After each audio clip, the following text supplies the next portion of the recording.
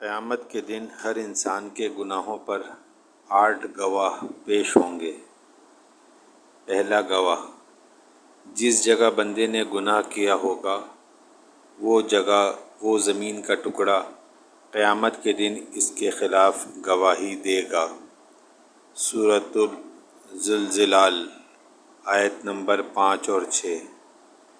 دوسرا گواہ، وہ دن بھی گواہی دے گا جس دن بندے نے گناہ کیا ہوگا۔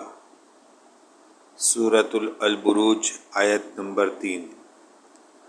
تیسرا گواہ، قیامت کے دن اس کی زبان گواہی دے گی۔ سورۃ النور آیت نمبر 24۔ چوتھا گواہ، انسان کے جسم کے باقی اعضاء، ہاتھ، پاؤں، یہ بھی گواہی دیں گے۔ سورہ یاسین آیت نمبر 25۔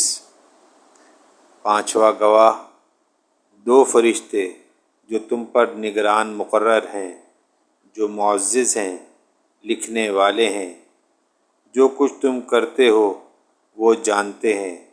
سورۃ الانفطار آیت نمبر 12۔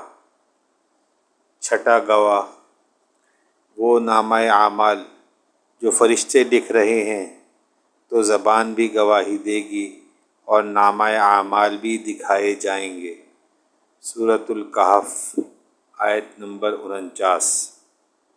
ساتواں گواہ، آپ صلی اللہ علیہ وسلم بھی گواہ ہوں گے۔ اللہ رب العزت آپ صلی اللہ علیہ وسلم سے بھی گواہی مانگیں گے۔ سورۃ النساء آیت نمبر 41۔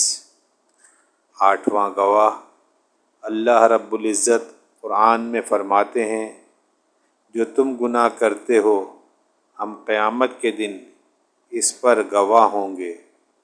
سورۃ یونس آیت نمبر 61۔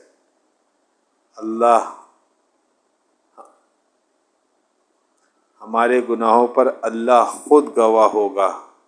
اللہ اللہ کیا عالم ہوگا۔